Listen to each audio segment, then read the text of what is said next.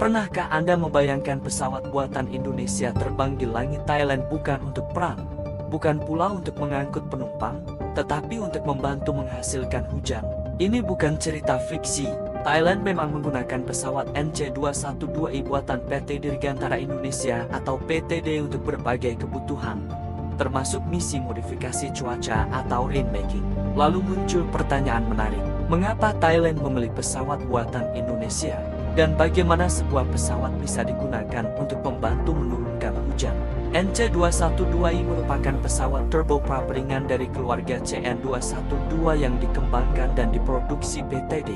Pesawat ini dirancang sebagai platform multifungsi, sehingga dapat digunakan untuk transportasi, kargo, patroli, evakuasi medis, hingga misi khusus seperti modifikasi cuaca. Salah satu keunggulannya adalah fleksibilitas. Pesawat seperti NC212I tidak harus digunakan hanya untuk satu jenis misi. Konfigurasinya dapat disesuaikan dengan kebutuhan operator. Dan kemampuan inilah yang sangat penting bagi Thailand. Thailand merupakan salah satu negara yang aktif menggunakan teknologi modifikasi cuaca. Pemerintahnya memiliki Department of Rural Rainmaking and the Agricultural Aviation yang menjalankan operasi untuk membantu menghadapi kekeringan dan mendukung pertanian. Dan dalam kondisi tertentu membantu menangani masalah lingkungan seperti PM2.5. Namun perlu diluruskan, istilah mengatur hujan bukan berarti pesawat bisa menciptakan hujan dari langit yang benar-benar cerah. Modifikasi cuaca atau cloud seeding bekerja dengan memanfaatkan awan yang sudah tersedia dan kondisi atmosfer yang sesuai. Pesawat membawa atau menyebarkan bahan tertentu untuk membantu proses pembentukan atau pengembangan presipitasi di dalam awan. Jadi, keberhasilannya tetap sangat bergantung pada kondisi alam. Kalau tidak ada awan yang sesuai, kelembapan tidak mencukupi, atau kondisi atmosfer tidak mendukung, pesawat tidak bisa begitu saja memerintahkan hujan turun. Inilah alasan mengapa kemampuan pesawat menjadi sangat penting. Untuk misi seperti ini, pesawat harus mampu terbang dengan stabil, beroperasi pada ketinggian relatif rendah, menghadapi kondisi cuaca yang berubah-ubah, serta membawa peralatan tambahan tanpa mengorbankan keandalan operasional.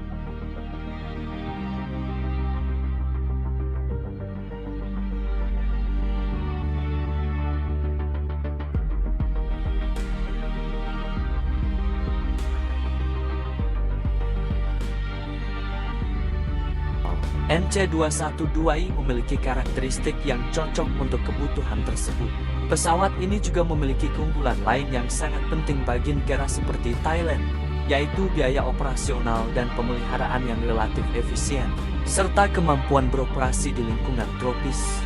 Dengan kata lain, Thailand tidak sekadar membeli pesawat, mereka membeli sebuah platform yang bisa disesuaikan. Dan disinilah strategi PTD menjadi menarik. Indonesia mungkin belum menjadi raksasa industri pesawat seperti Amerika Serikat, Eropa, atau China. Tetapi Indonesia memiliki pengalaman panjang dalam membuat pesawat yang dirancang untuk kebutuhan khusus. PTD sudah lama mengembangkan keluarga CN212, dan NC212I menjadi salah satu bentuk modernisasi dari platform tersebut. Indonesia sendiri memiliki pengalaman menggunakan pesawat keluarga NC212 untuk berbagai misi.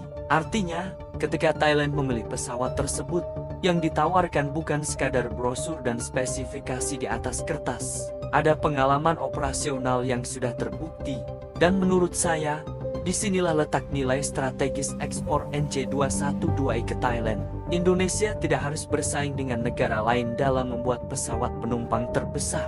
Ada pasar lain yang tidak kalah penting, pesawat untuk misi khusus, pesawat angkut ringan, pesawat patroli, pesawat pengawasan, pesawat evakuasi, dan pesawat untuk modifikasi cuaca. Pasar seperti ini memang tidak sebesar pasar pesawat komersial, tetapi kebutuhannya sangat spesifik. Ketika sebuah negara membutuhkan pesawat yang fleksibel, relatif ekonomis, mudah dioperasikan, produk seperti NC212I memiliki peluang yang besar. Dan Thailand adalah contoh nyata. Kerjasama ini menunjukkan bahwa hubungan industri pertahanan Indonesia dengan negara lain tidak selalu berbentuk pembelian senjata. Kerjasama teknologi bisa masuk melalui sektor yang lebih luas, transportasi, pengawasan, penanggulangan bencana, evakuasi, hingga mitigasi kekeringan. Inilah bentuk lain dari diplomasi teknologi. Sebuah pesawat buatan Indonesia terbang di negara lain bukan hanya membawa produk, ia juga membawa nama industri Indonesia.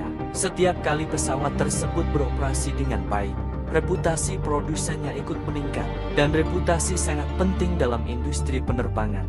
Karena ketika sebuah negara membeli pesawat, mereka tidak hanya mempertimbangkan harga, mereka mempertimbangkan keselamatan, keandalan, dukungan teknis, dan rekam jejak. Jadi, jika PT DI mampu mempertahankan kualitas dan memberikan dukungan purna jual yang baik, satu pesawat yang berhasil beroperasi dapat membuka peluang kontrak berikutnya. Ini yang seharusnya menjadi strategi Indonesia, bukan sekadar menjual satu pesawat, tetapi membangun ekosistem ekspor.